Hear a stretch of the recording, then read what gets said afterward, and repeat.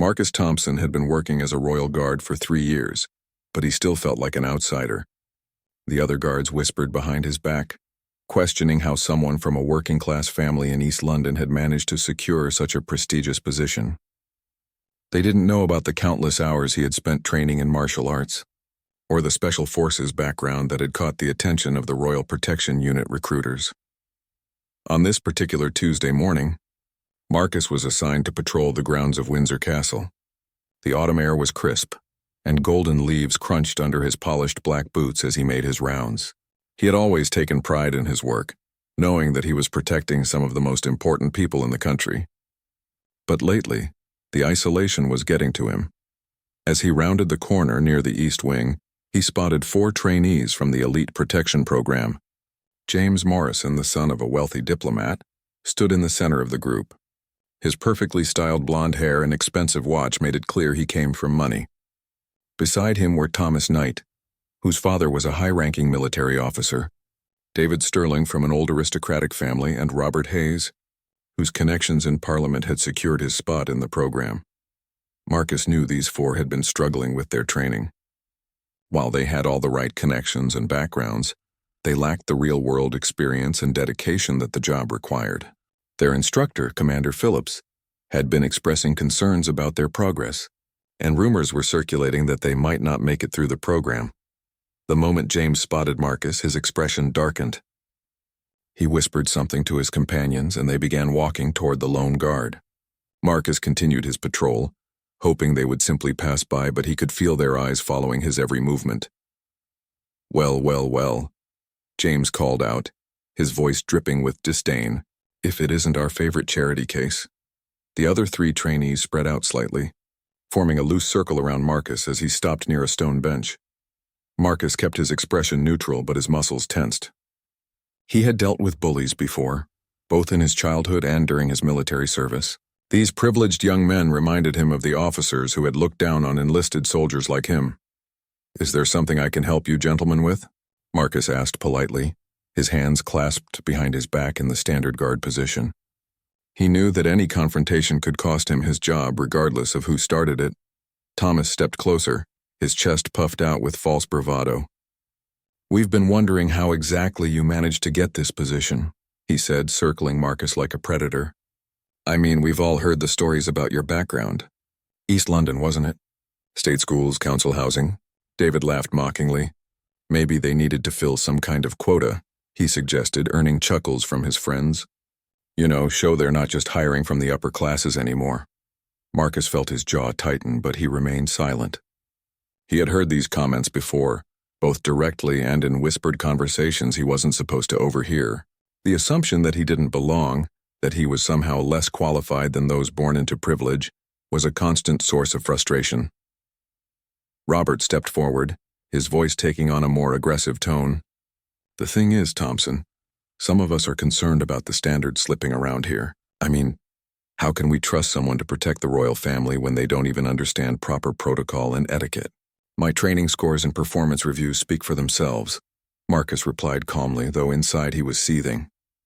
These 4 had barely managed to pass their basic assessments, while he had consistently ranked in the top percentile of all evaluations.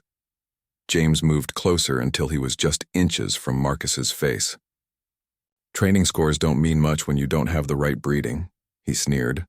"This job requires a certain pedigree, something you clearly lack."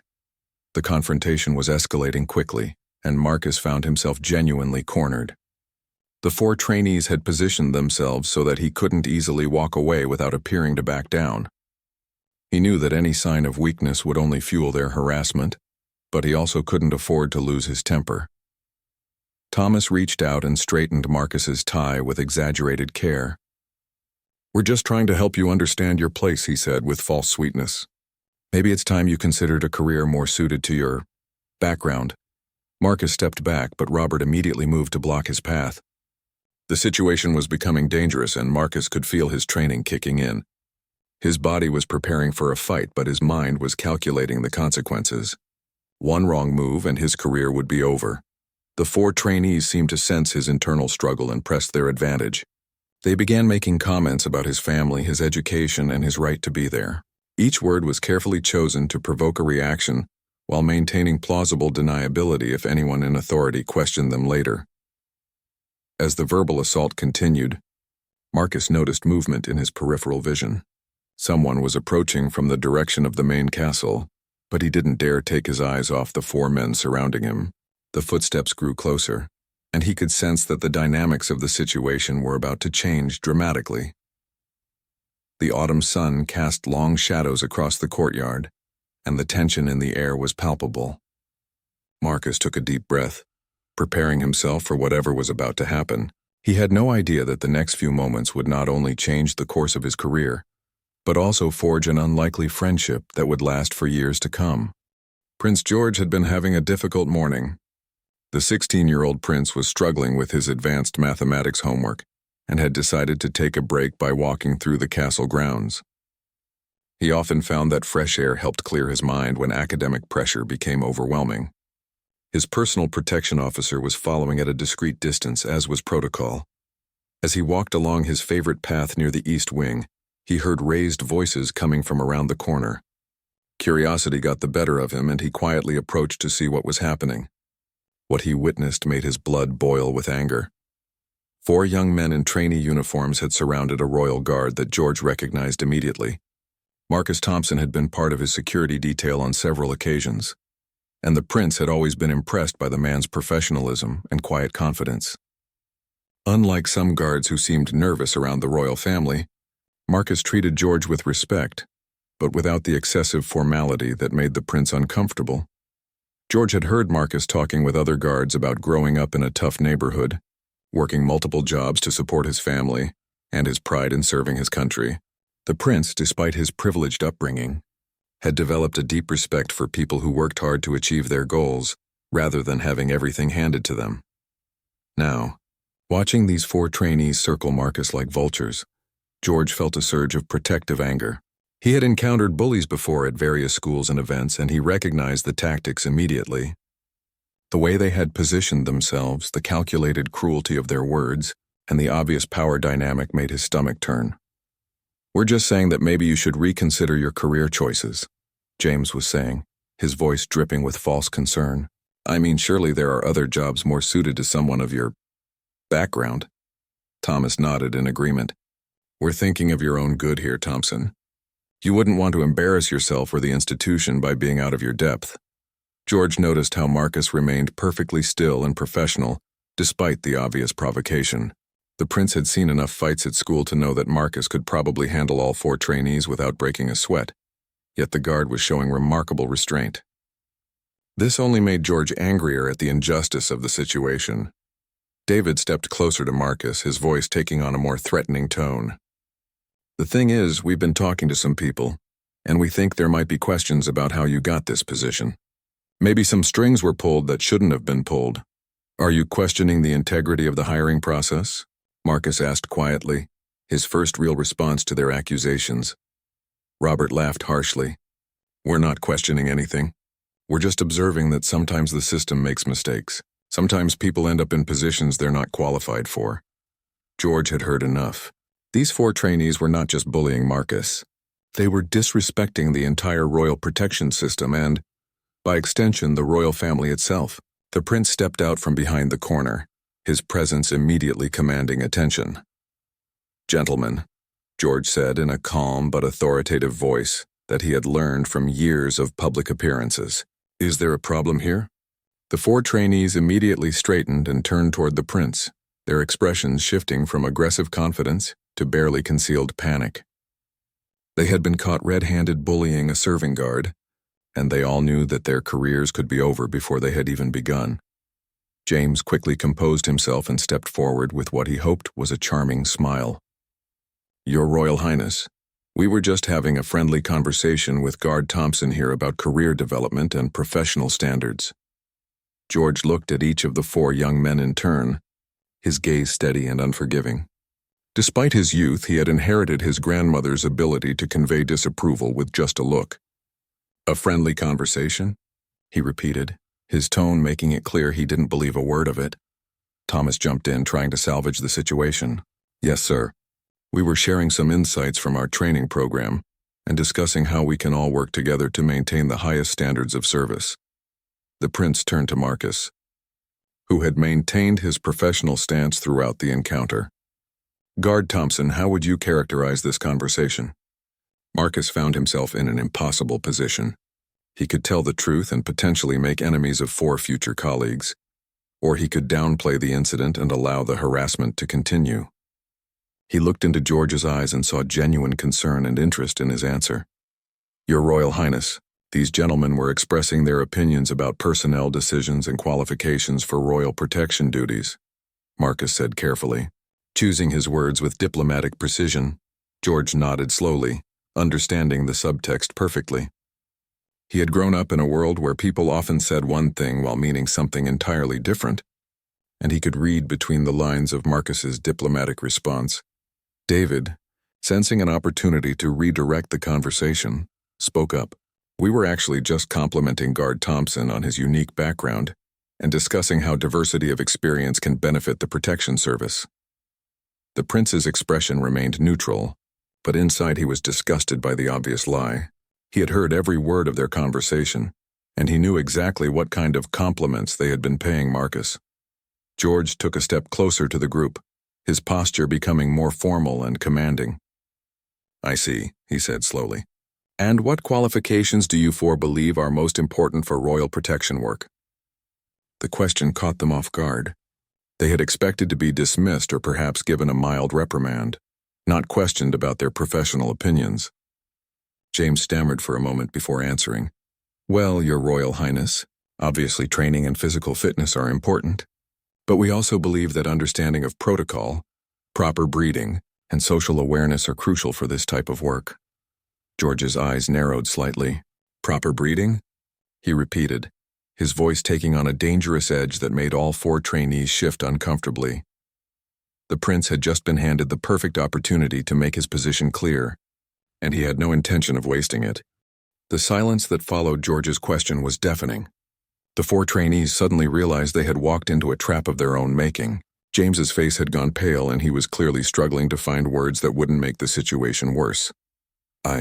What I meant was, James stammered, sweat beginning to form on his forehead despite the cool autumn air. What you meant, George interrupted, his voice carrying the authority of centuries of royal lineage, was that you believe social class and family connections are more important than actual ability and dedication to duty? Thomas tried to jump in to save his friend. No, Your Royal Highness, that's not what we meant at all. We simply believe that understanding of etiquette and social protocols is important for protection work. George turned his full attention to Thomas, making the young man visibly squirm. And you believe Guard Thompson lacks this understanding? Based on what evidence? The question hung in the air like a sword. Marcus had been present at dozens of formal events, state dinners, and diplomatic meetings. His conduct had always been flawless, his understanding of protocol impeccable. The trainees had no evidence to support their implied accusations. Robert attempted to recover the situation. We weren't making any specific accusations, sir.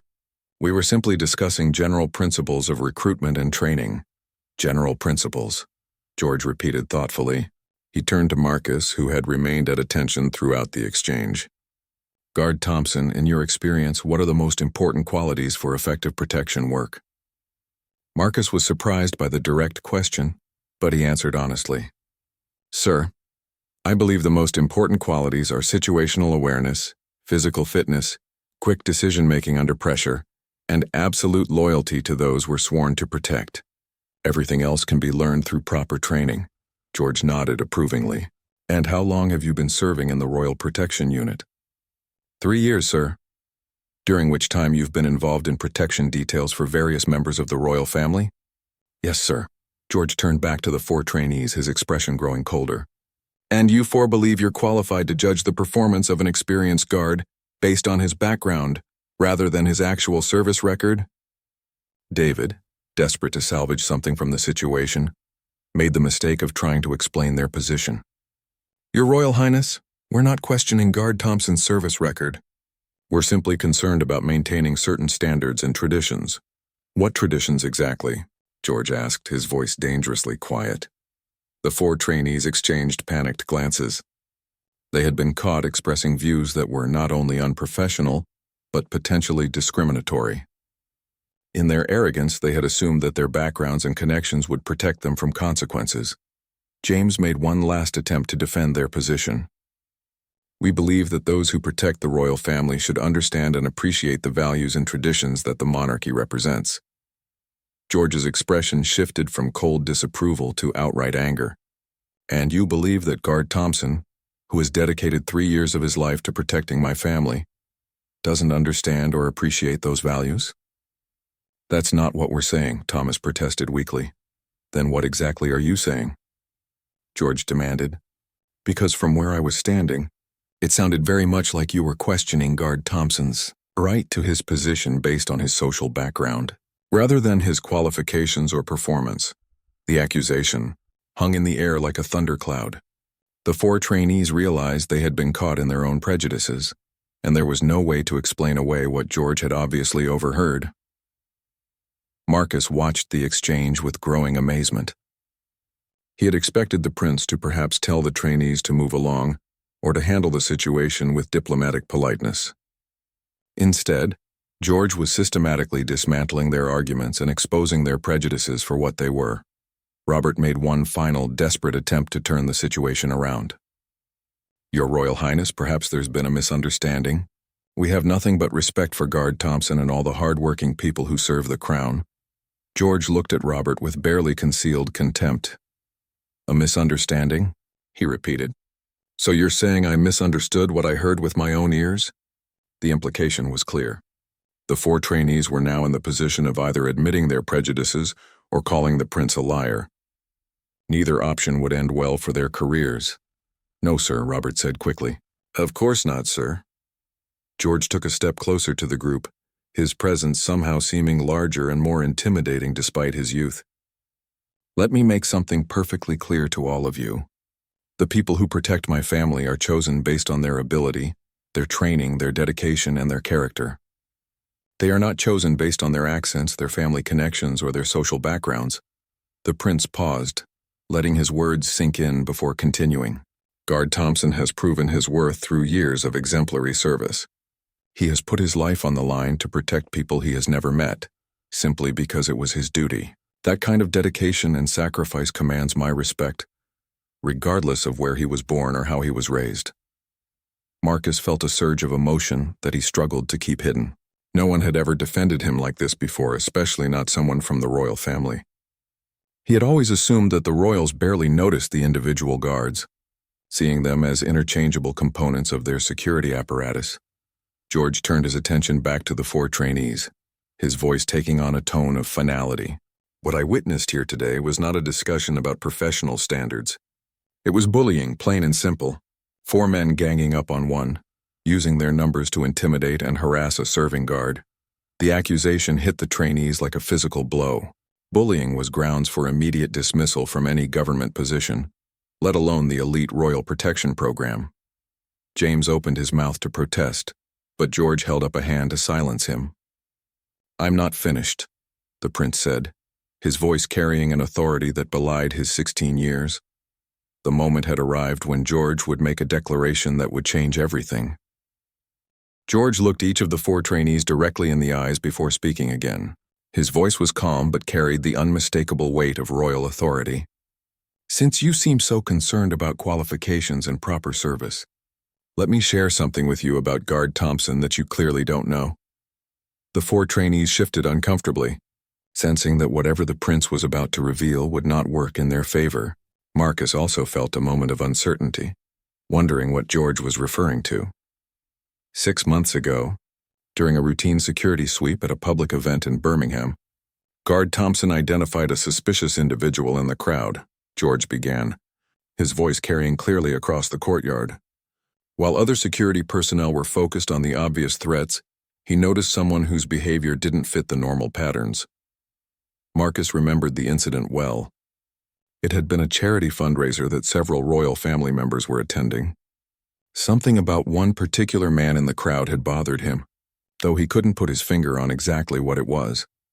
Guard Thompson quietly alerted his colleagues and coordinated with local police to investigate. George continued. It turned out the individual was carrying materials that could have been used to create a significant disturbance, if not worse. The 4 trainees were now looking genuinely uncomfortable. This was clearly not the kind of information that was widely circulated, and they were beginning to realize that their victim might be far more accomplished than they had assumed. The incident was handled so discreetly that none of the royal family members present even knew there had been a potential threat, George said, his eyes fixed on James. We only learned about it later through official reports. Guard Thompson's quick thinking and professional judgment potentially saved lives that day. Marcus felt a flush of pride mixed with surprise. He had filed his report and assumed it had disappeared into the bureaucracy like most security incidents. He had no idea that the royal family had been briefed on the details or that his actions had been specifically noted. But that's not even the most impressive part, George continued, now addressing Thomas directly. When the local police wanted to publicly recognize Guard Thompson's actions, he declined.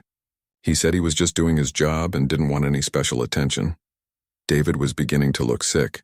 The picture George was painting was of a dedicated professional who exemplified the best qualities of the protection service, exactly the opposite of what they had been implying about Marcus. George's voice took on a more personal tone. Guard Thompson has been part of my personal security detail on numerous occasions. I have observed his work firsthand, and I can tell you that his understanding of protocol, his situational awareness, and his dedication to duty are second to none. Robert tried one last time to salvage the situation. Your Royal Highness, we certainly didn't mean to question Guard Thompson's service record. If we gave that impression, we sincerely apologize. Oh, but you did question it, George replied firmly. You questioned his right to be here based solely on his background. You suggested that his position was somehow undeserved, that he was a charity case who didn't belong among the royal protection staff. The direct quote hit the trainees like a slap. They had been caught not just in their actions but in their exact words.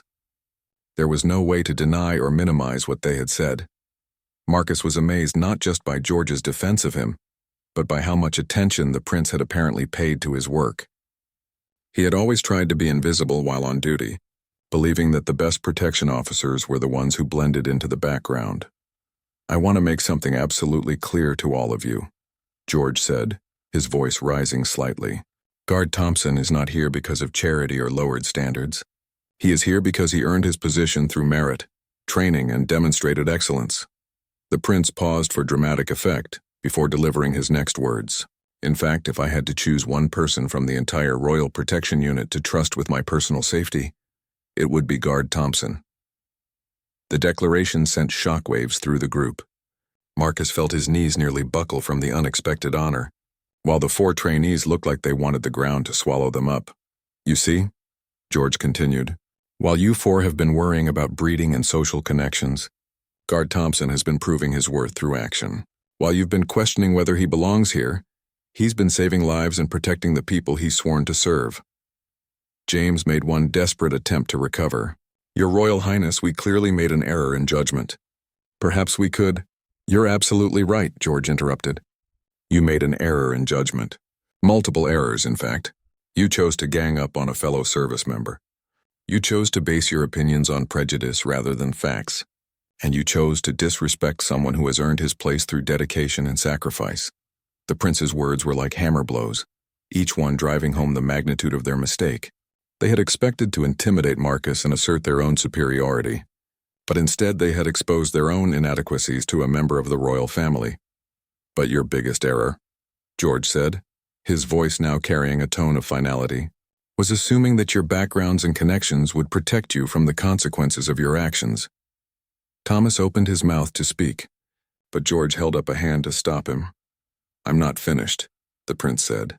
There's something else you need to understand about Guard Thompson, something that makes your behavior today particularly disgraceful. Marcus wondered what else George could possibly reveal. The prince had already shared more about his service record than he had expected anyone to know or remember. George looked directly at Marcus for a moment, as if seeking permission for what he was about to say. Then he turned back to the 4 trainees with an expression of absolute determination.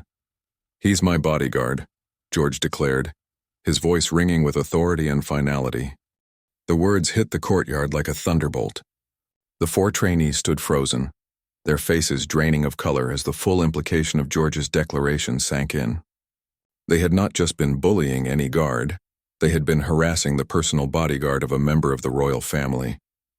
Marcus felt his world shift on its axis. While he had been assigned to George's security detail multiple times, he had never been formally designated as the prince's personal bodyguard. The role carried enormous prestige and responsibility within the Royal Protection Unit, and Marcus had never imagined he would be considered for such a position. George, however, continued speaking with complete confidence, as if he was simply stating an established fact rather than making a momentous announcement. Guard Thompson has been my primary personal protection officer for the past 6 months, though the appointment hasn't been publicly announced yet. The prince's eyes swept over the 4 trainees, each of whom looked like they were facing their own execution. Which means, George continued, that your behavior today wasn't just unprofessional harassment of a colleague. It was a direct attack on someone personally chosen by the royal family to ensure my safety. James swayed slightly on his feet, as if the weight of their mistake was physically overwhelming him. The others weren't faring much better. They had gone from what they thought was private bullying to a career-ending incident in the span of a few minutes. Your Royal Highness, Thomas managed to croak. We had no idea. No idea of what? George interrupted sharply. That actions have consequences? That bullying is unacceptable regardless of who the victim is? That judging someone based on their background rather than their abilities is both wrong and foolish? Robert tried a different approach, his voice shaking with desperation. Sir, if we could just explain our perspective. I heard your perspective quite clearly. George cut him off. Your perspective is that people from working-class backgrounds don't belong in positions of responsibility. Your perspective is that social connections matter more than actual qualifications. Your perspective is that you have the right to intimidate and harass anyone you consider beneath your station. Each accusation was delivered with surgical precision, stripping away any possibility of denial or rationalization. The 4 trainees were being systematically dismantled by someone barely old enough to drive. Marcus watched in amazement as George defended not just him personally, but the principles of merit and fair treatment that should govern any professional organization. The prince was using his position and authority to stand up for what was right, regardless of the social dynamics involved. But here's what you failed to understand, George continued, his voice growing stronger with each word. Guard Thompson didn't get his position because of charity or lowered standards. He got it because when my family's safety is on the line, we choose the best person for the job, regardless of where they went to school or who their parents are.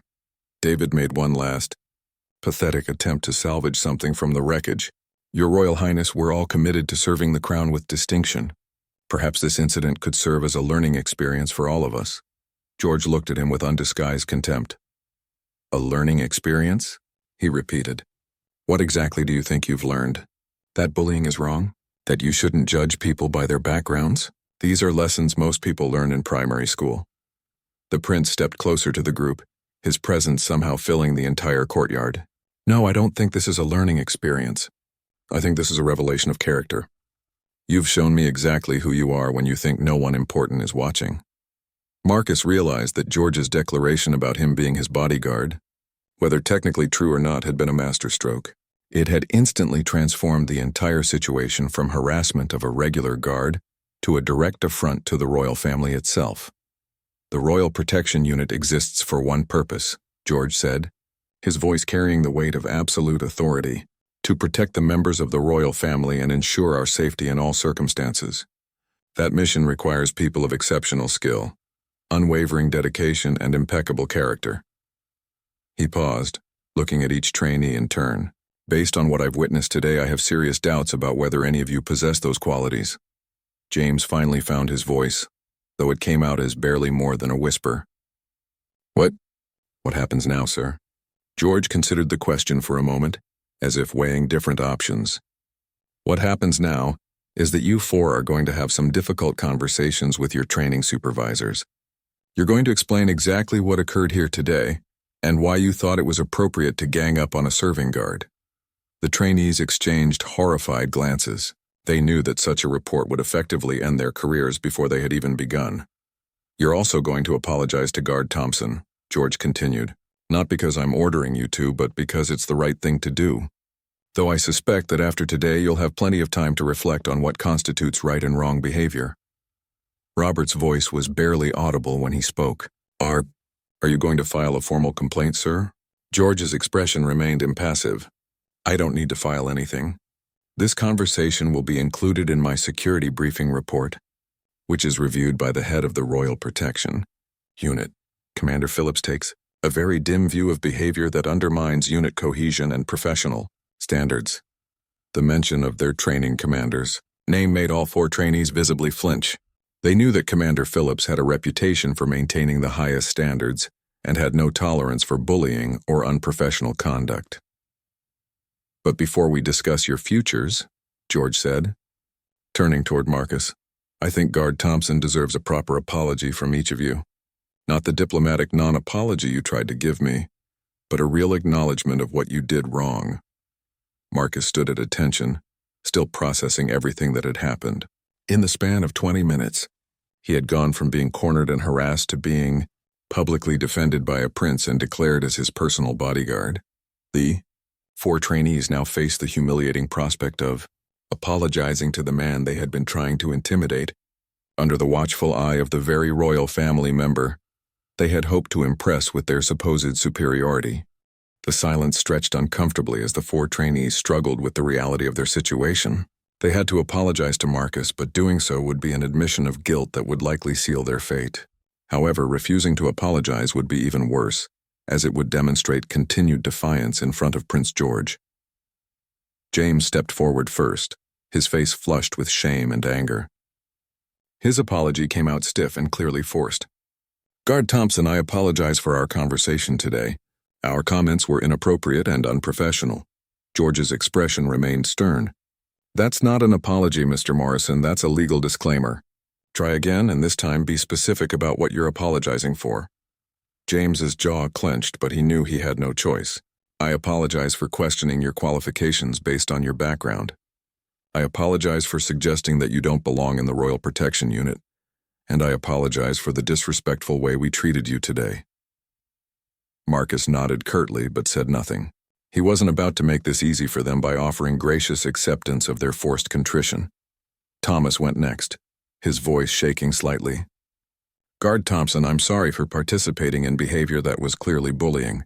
I'm sorry for making assumptions about your abilities based on your social background. You've earned your position through merit, and I was wrong to suggest otherwise. David's apology was similarly contrite.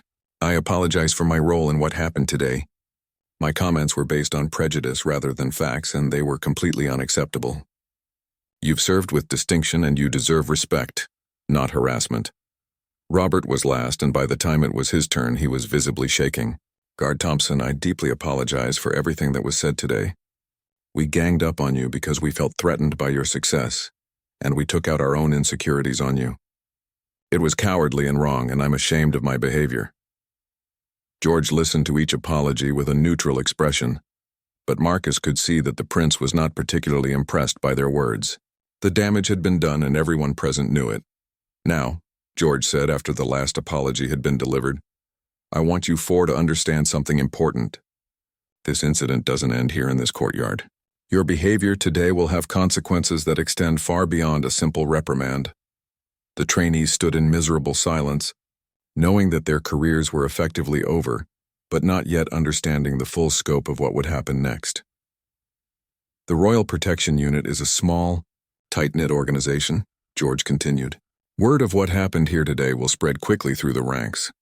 Every guard, every supervisor, every administrator will know that you 4 thought it was acceptable to bully a colleague based on his social background. Marcus could see the horror dawning in their faces as they realized that even if they somehow survived the formal investigation, their reputations within the service would be destroyed. More importantly, George added, this incident will be noted in your permanent files. Any future employer who requests a reference will learn about your conduct today.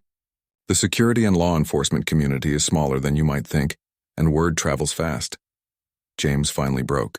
Your Royal Highness, surely there's some way to resolve this matter privately. We've apologized. We understand our mistake. Your mistake? George interrupted, his voice rising with indignation. You think this was just a mistake? You systematically harassed a serving guard based on class prejudice, and you call it a mistake? The prince's anger was now fully visible, and it was a sight that none of them would soon forget. This wasn't a mistake, Mr. Morrison. This was a deliberate choice to use your numbers to intimidate someone you thought was beneath you. This was a calculated attempt to make a good man feel unwelcome in a job he's earned through dedication and sacrifice. Marcus felt a surge of gratitude toward the prince. George could have simply told the trainees to move along and forgotten about the incident, but instead he was ensuring that there would be real consequences for their behavior. Let me make something else clear to all of you, George continued. The Royal Protection Unit exists to serve and protect my family. We depend on these men and women with our lives. When you attack one of them, you attack the institution itself. The prince's voice grew colder as he delivered his final judgment. You four have shown that you cannot be trusted to work as part of a team. You've demonstrated that you judge people based on prejudice rather than merit, and you've proven that you think your backgrounds give you the right to mistreat others. He paused, letting the weight of his words sink in before continuing. These are not qualities we want in people who are sworn to protect the royal family. These are not the character traits of individuals who can be trusted with the responsibility of keeping others safe. Thomas made one last desperate plea. Sir, we know we made a serious error in judgment, but we're committed to learning from this experience and proving that we can do better. George looked at him with something approaching pity. Mr. Knight, do you honestly believe that someone who would gang up on a colleague like this can be trusted in a life-or-death situation? Do you think that someone who makes judgments based on social class rather than ability can be relied upon to make split-second decisions under pressure? The questions hung in the air like accusations, and none of the four trainees could provide satisfactory answers. The training program isn't just about physical fitness and technical skills, George explained, his voice now taking on an almost educational tone. It's about identifying people with the character and judgment necessary for protection work. What you've shown me today is that you lack both. Marcus watched as the reality of their situation finally hit the four trainees. They weren't just going to be reprimanded or given extra training. They were going to be dismissed from the program entirely. Your training supervisors will be conducting a full review of this incident, George announced formally. Based on what I witnessed today, I will be recommending that all four of you be removed from the Royal Protection Training Program immediately. The words fell like a death sentence. Years of preparation, family expectations, and career ambitions were being destroyed in a single moment, all because of 20 minutes of poor judgment and prejudice. As the full implications of Prince George's declaration began to sink in, the four former trainees realized that their attempts to assert superiority over Marcus had backfired spectacularly, costing them everything they had worked toward. 3 weeks later, Marcus stood in Commander Phillips's office, still trying to process everything that had happened since that autumn morning in the courtyard. The four trainees had indeed been dismissed from the program, their departure so swift and quiet that most people assumed they had simply failed their assessments rather than been kicked out for misconduct. Guard Thompson, Commander Phillips said, looking up from the paperwork on his desk. I've received an interesting request from the royal household. Prince George has formally requested that you be assigned as his primary personal protection officer. Marcus felt his heart race. George's declaration in the courtyard had been strategic, designed to maximize the impact on the bullying trainees, but Marcus hadn't been sure whether it reflected any real intention. The position comes with significant responsibilities, the commander continued. You would be directly accountable to the royal household for the prince's safety during all public and private engagements. It's a role that typically goes to officers with considerably more experience. Sir, Marcus began, I'm honored by the consideration, but I want to make sure I'm truly qualified for such a responsibility. Commander Phillips smiled slightly. Guard Thompson, your service record speaks for itself. The Birmingham incident alone demonstrates the kind of situational awareness and judgment we need. But more importantly, Prince George specifically cited your character and professionalism as the reasons for his request. The commander leaned back in his chair. He also mentioned an incident involving some trainees that helped clarify his thinking about the qualities he values in his security detail. Marcus nodded, understanding that George had indeed followed through on his promise to include the courtyard confrontation in his security briefing. There's something else, Commander Phillips added. Prince George asked me to convey a personal message to you. He said to tell you that he meant every word he said that day, and that he considers himself fortunate to have someone of your dedication and character looking out for his safety. Over the following months, Marcus settled into his new role with the same quiet professionalism that had marked his entire career. The formal announcement of his appointment was met with congratulations from his colleagues, most of whom had always respected his abilities regardless of his background. Prince George, for his part, proved to be exactly the kind of person Marcus had hoped to serve.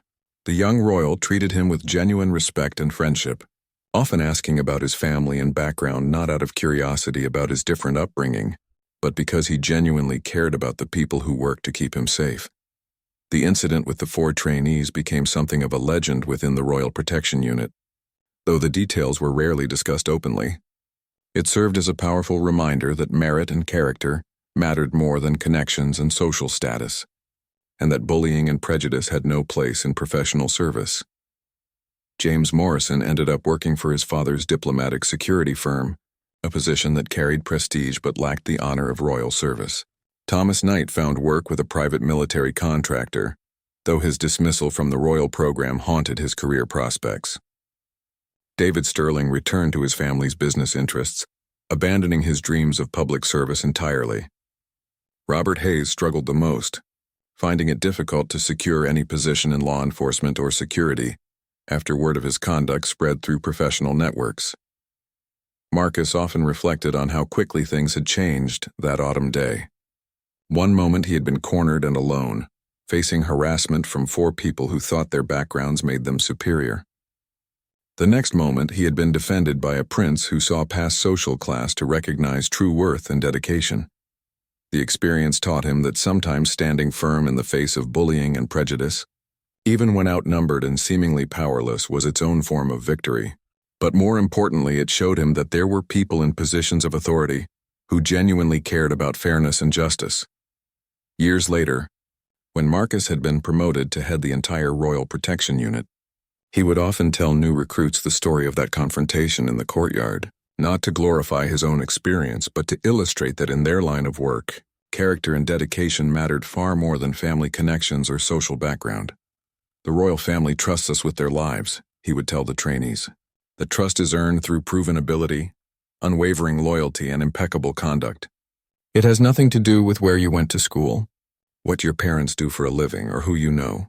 Prince George, now older and preparing for greater responsibilities within the royal family, continued to work closely with Marcus.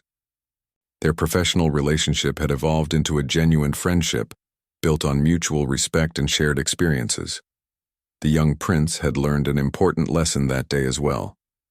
He had discovered that sometimes the most meaningful use of privilege and position was to stand up for those who couldn't stand up for themselves. His intervention hadn't just saved Marcus from harassment. It had sent a clear message throughout the organization about the values that truly mattered. The courtyard where it all began remained a quiet corner of Windsor Castle, unchanged except for the memories it held. But the ripple effects of that 20-minute confrontation continued to influence decisions, careers, and attitudes throughout the Royal Protection Unit for years to come. In the end, 4 trainees had tried to corner a guard they considered beneath them, only to discover that true worth isn't determined by background or connections, but by character, dedication, and the willingness to do what's right even when it's difficult.